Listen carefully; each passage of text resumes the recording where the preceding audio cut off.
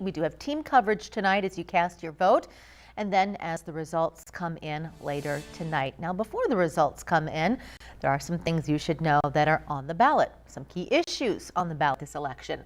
Des Moines Public Schools Reimagining Education Bond Referendum. There are 4 seats up for election on the Des Moines School Board. Also, in Dallas County, a bond referendum to fund a new courthouse. Now, among the races closing out tonight, 4 open Des Moines Public School Board seats with 2 contested. Local 5's JD Snover is live at the Central Campus where the board meets with more on those candidates. JD. Yeah, that's exactly right, Stephanie. We got a total of 5 candidates that are running for those 4 open seats, but 2 of those are running unopposed. So let's start there. Skylar Mayberry Mays first took over a seat in April of 2024, filling a vacated seat. So he's going to go ahead and run again. Current member Jenna Knox not running, so that's opening the door for Ryan Howell, who's an attorney by day, also running unopposed for a seat.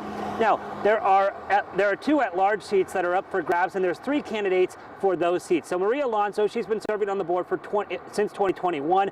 She's looking to gain re-election. Now, Sarah Hopkins, she's a realtor who owns her own real estate business, and she says she wants people to live in the district because of the schools. So she's one candidate in this race as well. And then Marcus Conan is a transportation planner who used to serve as the president of the Beaverdale Neighborhood Association. Now, I'll be tracking this race all evening long and bring you more updates as the night rolls on. But for now, I'm live at Central Campus. JD Snover, Local 5 News.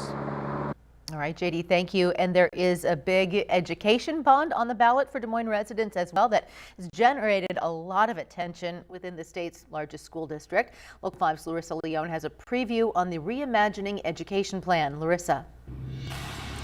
Yeah, that's right, Stephanie. We are at precinct 44 right now. We've seen a steady stream of voters, and the bond you're talking about, the Reimagine Education Plan bond, is one that is probably going to bring in a lot of voters. It's a $265 million bond referendum, but that price tag dropped down. It originally was $500 million before it was reworked over the summer. Now let's take a look at what it entails. Now, the Des Moines School District says the bond would help improve the quality of education in their schools and help address the declining enrollment. It includes new buildings and a demolition of current buildings, among many other changes.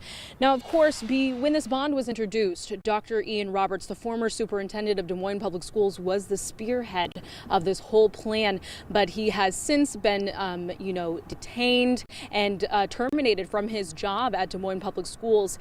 And it's still up in the table on whether that will impact voters' decisions going into tonight. But the district does tell us that they had a lot of other key players on this plan. So they are confident that it is still a good plan for voters to come out and vote. And we will be talking tonight at 6 with Mayor Connie Boesen on what she thinks about the plan. Back to you, Stephanie. Larissa, thank you. Iowa Secretary of State Paul Pate and members of Iowa's election security team are making efforts to reinforce Iowa's election security with voters. Their team set out to put safeguards in place to protect the integrity of Iowa elections to help ensure Iowa remains a top-ranked state for election administration. According to Pate, local elections do come with their own set of challenges, especially regarding voter turnout. We have to acknowledge these aren't partisan elections, so you don't get inundated with TV and radio and direct mail and lots of phone calls from a political party to tell you to go vote.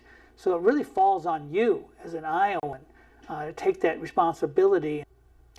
Pate realizes voters were uneasy about the way some of the election results rolled out last time around, a major concern surrounding accurate information on citizenship issues.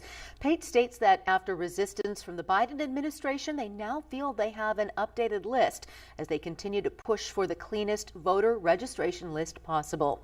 For those of you still heading out to the polls, our digital team has compiled all you need to know before you vote.